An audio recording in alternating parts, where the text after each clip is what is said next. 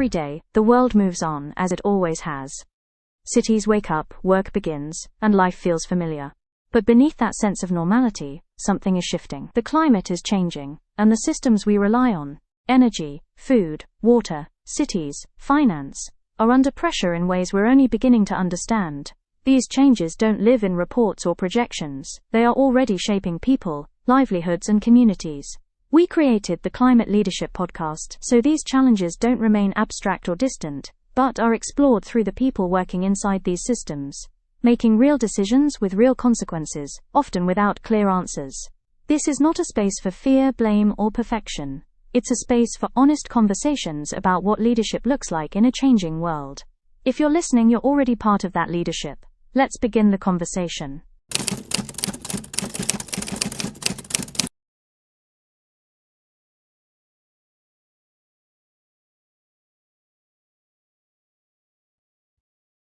Welcome to another episode of the Climate Leadership Podcast, where we explore the real systems, trade-offs, and leadership choices shaping climate action. This podcast is about moving beyond ambition statements and technical reports to understand how climate knowledge is actually translated into decisions, partnerships, and practice across research institutions, policy environments, and real-world implementation. Today's episode focuses on a critical challenge in the climate space, turning climate knowledge into meaningful change. While the evidence base on climate risk and solution continues to grow, progress often depends on how well research connects with policy, organizations, and people who are positioned to act. My guest for today is Dr. Neil Jennings, Partnership Development Manager at the Grantham Institute, Climate Change and Environment at Imperial College London. Dr. Neil works at the intersection of academic research, policy engagement, and partnership development, helping ensure that climate knowledge informs decision-making beyond academia. In this conversation, we explore how partnership shape climate outcome, where the gap between knowledge and action still persists, and what it takes to move from research and evidence to policy influence and real-world practice. Thank you, Dr. Neil, for joining me today. And it's lovely to have you here.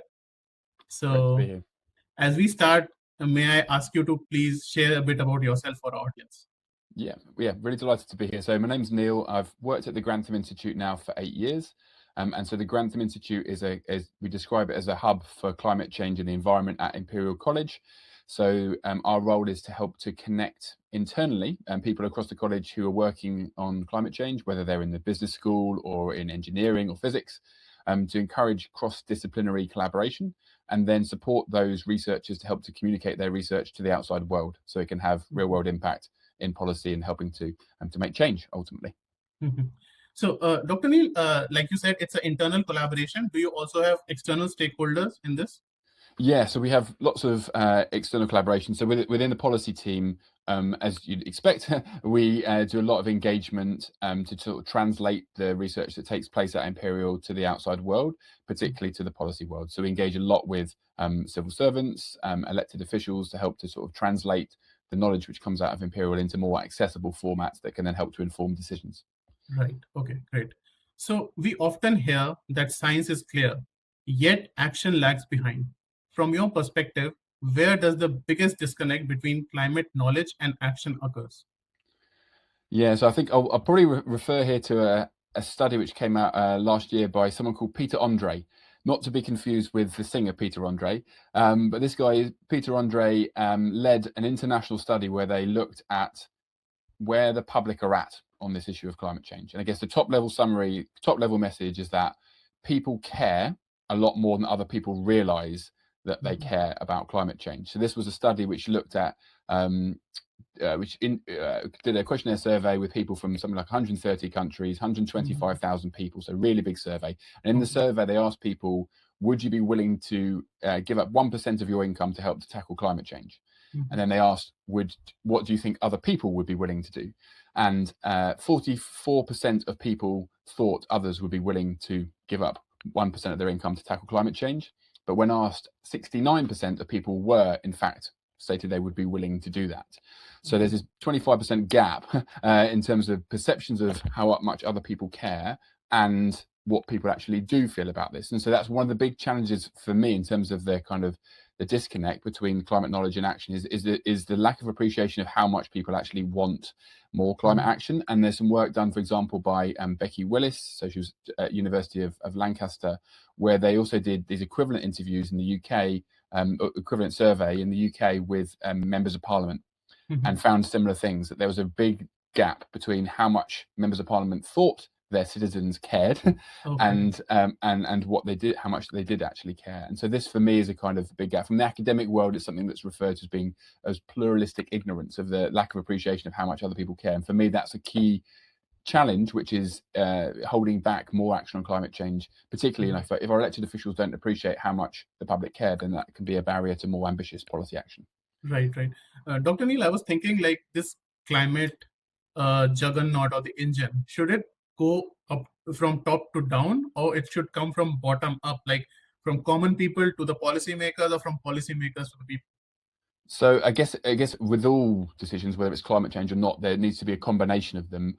Ultimately, you need government to lead and show clear direction, but the precise way in which these policies are implemented needs to be informed by public perceptions and acceptability. And so as an example of this from the UK, and indeed many other countries, but from the UK I'm most familiar with, the government have implemented these things called climate assemblies or citizens' juries, and they've been replicated then also at the local level. And these have been, they come under a banner of something called deliberative democracy, which is basically going out to the public, in this case a cross section of the public, who are brought together over consecutive weeks to discuss the science of climate change, and then to go on to then discuss, okay, well, what can be done about it, to then help to inform the government's response to delivering on net zero, on climate action, by ensuring that it is as closely aligned with the values and the attitudes and the concerns of the public as possible. And that particularly links in with how climate action can also be delivered in ways which are just and equitable, so that the poorest in society don't get hit hardest by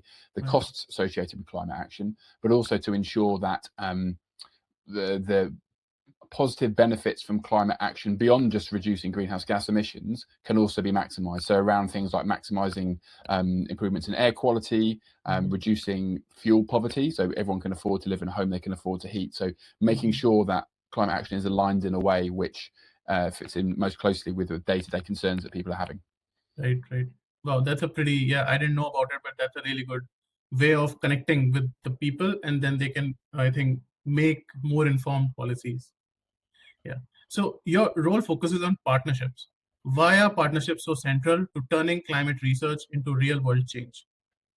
Yeah, I mean, so I sit within the policy team of Imperial, and I think that the partnership aspect is really important because ultimately this is all around translation. It's about the fact that, you can have all the most brilliant science in the world, but if that sits on I guess formerly a dusty shelf, but now whatever the equivalent is for an online thing, and is only read by other researchers, then that's really important, valuable science, but that's not going to have as much real world impact as it has the potential to.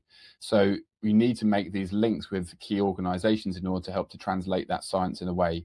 And so that's a two-way process that requires, in many cases, at the inception stage of research, of engaging with target audiences, decision makers, for example, to understand what is the precise question that they need answering, how can the scientific community best support and help to fill some of those gaps in knowledge that will help to inform policy, how the research is conducted, and then how that research, that evidence, can be packaged in a way which is useful and meaningful and accessible to the target audience, whichever target audience that may be. So our outputs from the policy team often is at different levels, whether that's national government or local government, but also to help to make that more accessible to members of the public as well. Because obviously recognising there is a two-way process between levels of awareness of the public, and then requesting more from their decision makers to ensure that the policy is implemented that will deliver on some of these outcomes. So for me, the partnership is important because of the kind of translation piece, and the partnership is also important.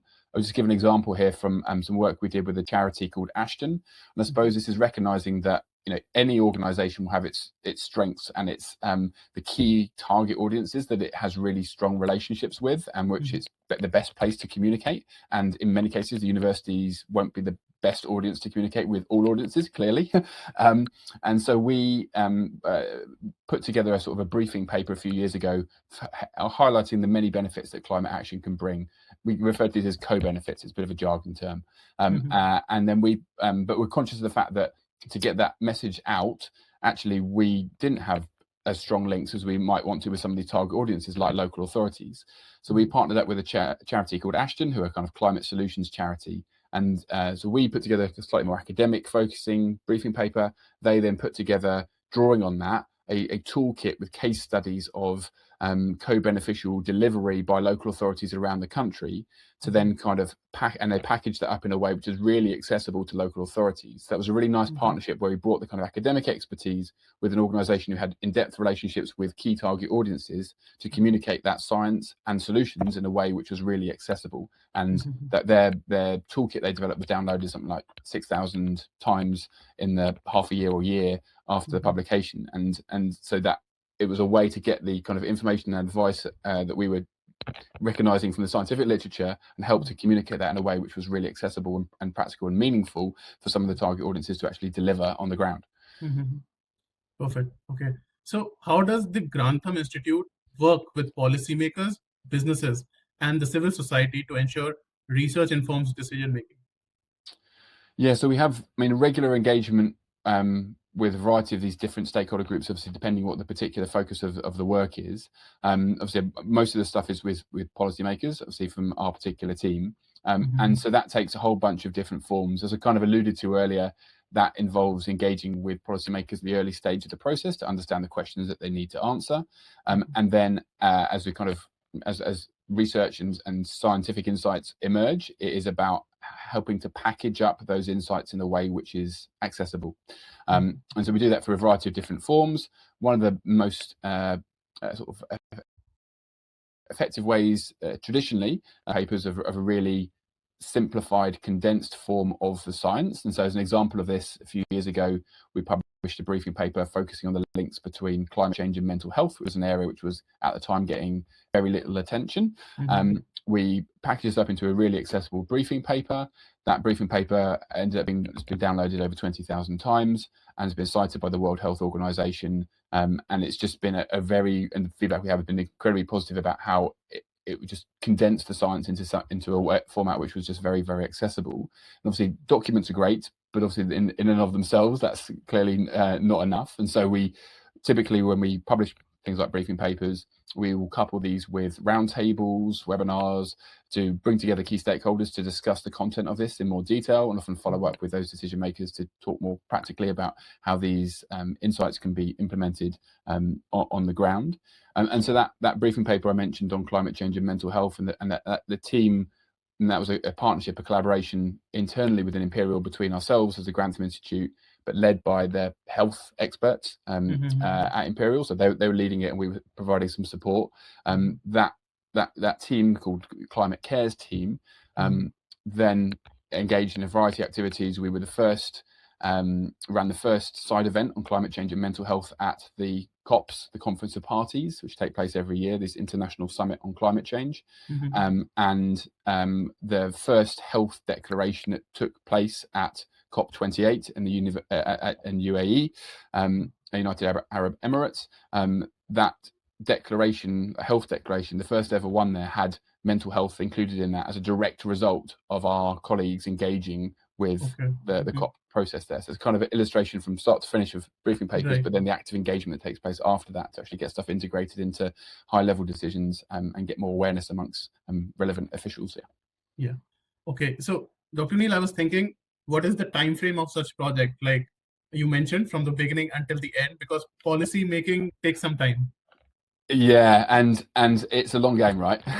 I mean, in that case, that was, the activity for that kicked off in 2019. We published a briefing paper in 2021. It was 2024 by the time, I think it was 2024, maybe 2023, by the time at which that text had appeared in the international negotiations. So it is a question as you go along of building these relationships with other organisations and further expanding your kind of network of people you're able to connect with. So it can be, as you kind of allude to, I think your question, quite a slow burning process in terms of actual change that comes out at the end of it. Right. Okay. So, from your experience, how has climate research evolved to become more policy and practice oriented? So I think, I mean, certainly over the last 10 years or so, you've seen a real increase in the value of what the phrase that's often used is co-production. So it's research which is produced in partnership with key stakeholders. And so in many cases now, research funders, this is an essential requirement for any research to get funded. At the inception stage, the key stakeholders are brought in as partners from the off, essentially, in order to ensure that it's answering policy relevant questions, and at the end that then achieves those outcomes. And that's reflected in, so there's something in the UK, for example, called the Research Excellence Framework, which is a measure of the kind of impact and success of academic institutions and outputs and departments. And so that an element that's valued very highly in that is around this kind of co-creation, co-design, and I suppose real world impact side of things. So that's something which has become more and more valued, I think, over the last few years. And it's a very fair expectation, I think, that publicly funded research should maximize the delivery for publicly relevant outcomes. Right. So, Dr. Neil, I was thinking these research questions. So, how are they framed? Are they framed by the body which is funding, or it's a researcher's domain to think of that subject? How does that work? So yeah, I mean, you'll often have, it's a kind of iterative process where you'll have funding councils and the UK Research and Innovation, UKRI, who will have kind of a steering group of experts who provide insights as to where there are gaps in knowledge. And then there'll be a call for proposals with a kind of often starts off a slightly broader focus, like it might be something on heat and health, for example. And then within that, researchers from across the country can then put forward proposals of specific pieces of research that they think should help to address that. And so it's often the case that the research funders will provide that kind of topic area, but it'll be comparatively agnostic at those early stages as to what precise research what it could tackle. And then so obviously they'll be looking for what's innovative, what's different, and keeping it deliberately open in many cases to encourage innovation, right? And to help to tackle questions which they may not have thought about before, and obviously that then relates to the engagement with decision makers as well, because the more people you're engaging and asking questions of when formulating those research questions, the more likely you are to be uncovering and answer novel questions which the research councils may not necessarily have thought of before. So it's kind of illustrating why it's so important to bring in those other partners at early stages of the research process. Right. Sorry, Dr. Neil, I was also thinking like colleges like Imperial, Oxford, Cambridge. Do these colleges also put funding for research in their colleges? So, I mean, I guess institutions will have, in some cases, sort of more discretionary funding for sort of internally to kind of prompt innovation and early stage. I'm trying to think of the right word to describe it. Sort of seed funding, essentially, to get early stage research to then identify whether there are bigger questions that need answering. So yes, universities in many cases will have an element of discretionary funding and open calls for funding from within their own communities, as well as those which take place nationally. Yeah. Right. Okay. So how can researchers better communicate uncertainty without weakening the case for action? Yes. Yes, a very good question. I think, and it's a difficult challenge. I guess the key thing I think for this is that, so the uncertainty that exists around climate change, or that exists around projecting the future in any policy area, is always going to be fraught with uncertainty. And I think it's just really important that in whichever policy area we're talking about, there is an open, honest conversation about where that uncertainty exists, but also to emphasize, as I say there, that it's not unique to climate-related policies. And so I guess the key thing is highlighting the uncertainty bounds, but also being really clear about where that uncertainty comes from. Like, is that uncertainty in the fundamentals of the science, or is that uncertainty in the kind of economic direction that a country might go in? And so that's very relevant to climate change, right? If you look at projections of the uncertainty range of what temperature the world will reach by 2100, like the biggest uncertainties there are the economic pathways that we go down, the choice of technologies. the uncertainties there are much less in terms of the kind of physical science aspect of stuff, the physics of the knowledge about the climate system. So it's really important to provide those ranges and to be honest about the potential scope, but also to be really clear about where that uncertainty comes from and what choices need to be made to end up at there's different parts of that uncertainty range, essentially. Right. And Dr. Neil, like during the negotiation part of policy, like have you come across people who are really, looking in the other direction? They're not ready to acknowledge that there's, heating of our planet, and then you have to have open communication with them. So how did you ever deal with such policy makers? So I suppose, I can reflect maybe on the situation in the UK at the moment. So the Climate Change Act in the UK came into place in 2008 with cross-party consensus. Like it was basically the Conservatives, it was Labour government at the time, Conservatives fully behind this with the exception, I think, one or two MPs, Lib Dems, all the other parties fully on board with this. And that has been the case for the last 15 plus years. We've now arrived at a situation in the UK where the Conservatives have a position where they are saying they would repeal the Climate Change Act, and Reform UK are actively opposing action on climate change and would also get rid of the act as well. So we've had a big period of time when there's been large consensus on climate action, but that has changed in terms of the different parties' positions on this more recently.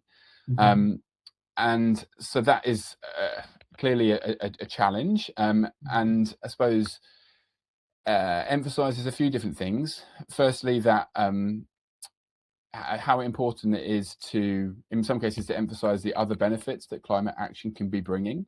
In some cases, this is seen as being a nice to have of like, oh yes, we could do this thing to tackle climate change, or we could spend money on the NHS.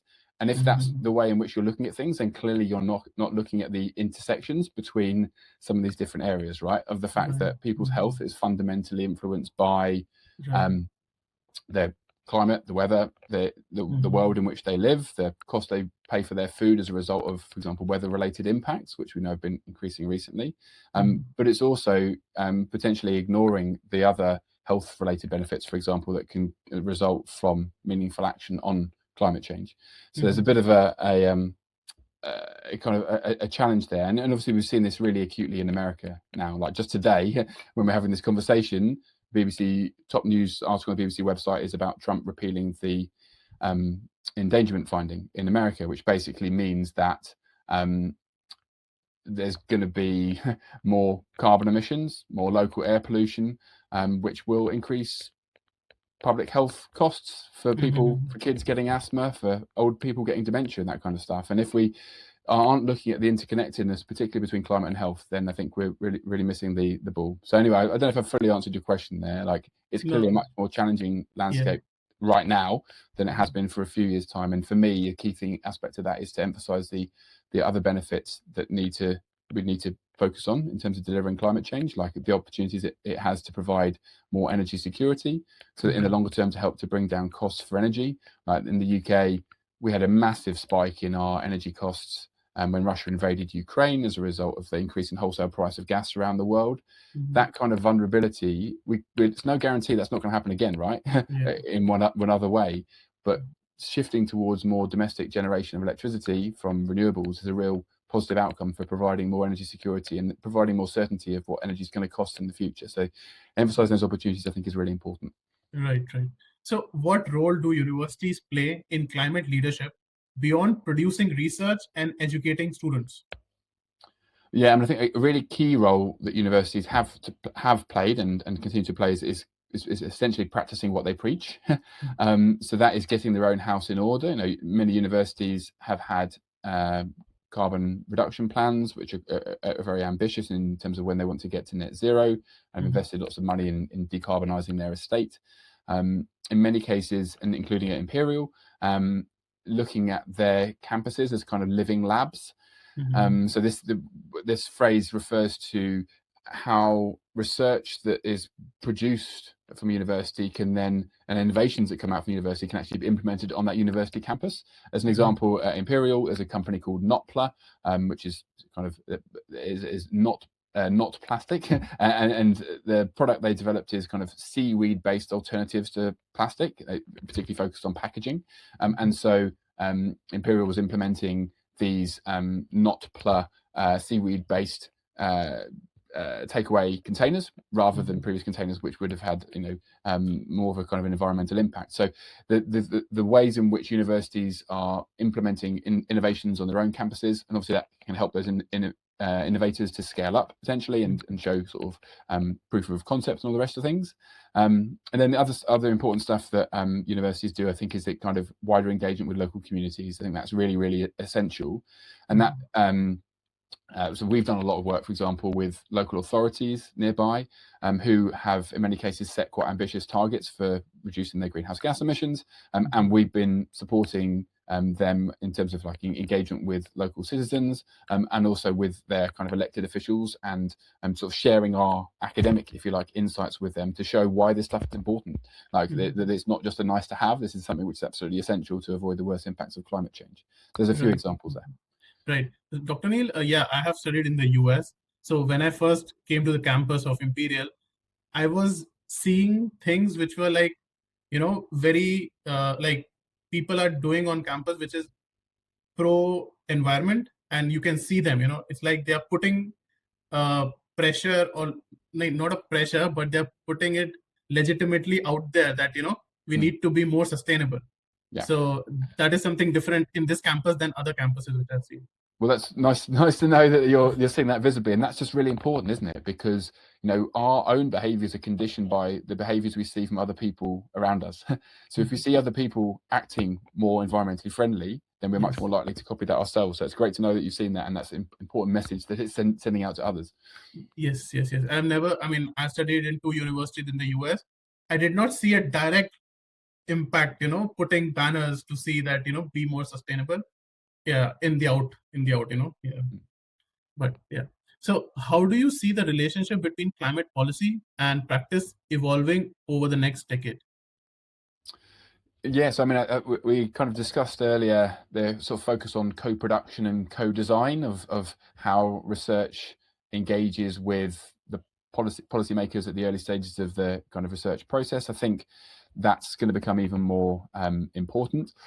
I think inevitably, as we see more and more impacts of climate change, so I think adaptation is often described as being the kind of the part of the climate change debate which is comparatively neglected in comparison to mitigation. I think as more of these climate impacts unravel, so there will be a greater focus on adaptation. I think that's inevitable because we're not decarbonising fast enough. I think, and my instinct is that will be associated with a greater sense of urgency from civil society. But as we're seeing at the moment, that is potentially combined with an increasingly sort of challenging political landscape with rise of populists in various different countries, and the fact that can then lead to pushing back against climate action. So it's a really difficult one, right, in terms of the level of optimism about where things are going. But ultimately, I think we're going to see more climate impacts. That will lead to, I think, more focus on adaptation, which will also, I suspect, increase the level of pushback from citizens where insufficient action is taking place on climate change within individual countries. Right. So, Dr. Neil, I was talking to a CTO of a company, of an agri-based agriculture company in the US yesterday. So I asked him that you talk to your European counterparts, or you deal with different projects with Europeans. How do you feel? How are they working in the environment field? So he said, we are learning a lot from them because they started a bit earlier. Like, they have more compliance checklist and everything. But he said that there's a lack of technology-focused solutions in European sectors. So how do you see this change? Do you think some change is happening? Yeah, it's a good question, and it's probably a little bit beyond my sort of area of expertise. I know it's been said a lot before that obviously when innovation, there's a lot of innovations that come out of, for example, European universities, which then at the scale-up phase shift over to America because the landscape over there is more conducive for innovators for a whole bunch of different reasons.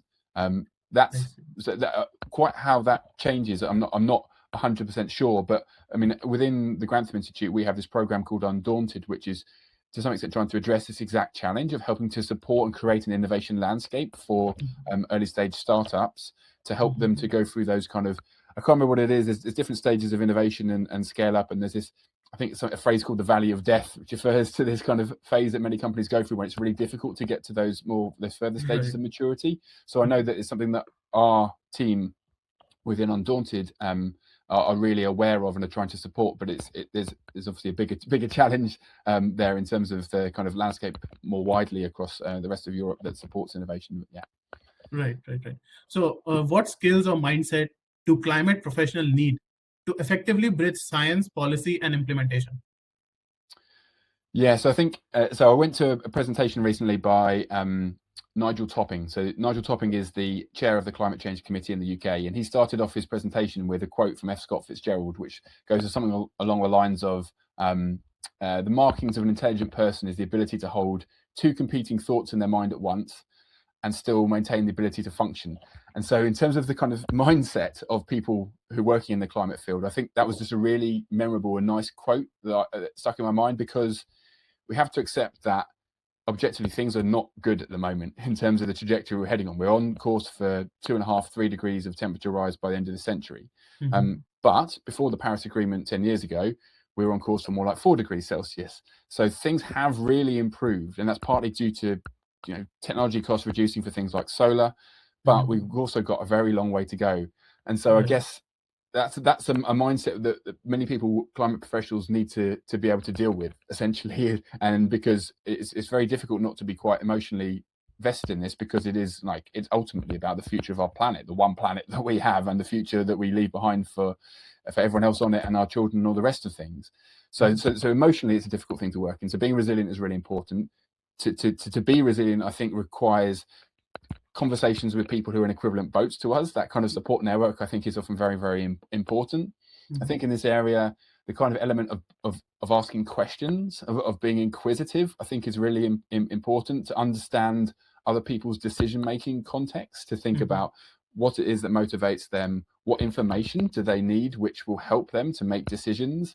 And I think it's a more general points, which isn't unique to the kind of climate world, but more broadly to kind of the sort of how we bridge science and policies around just understanding audiences, considering audiences before we go out and do any kind of communication, engaging with them, as I've said earlier, from the early stages of any research, and thinking about which different aspects and benefits that climate action can bring appeal to those different audiences, and thinking about the way we frame those benefits accordingly.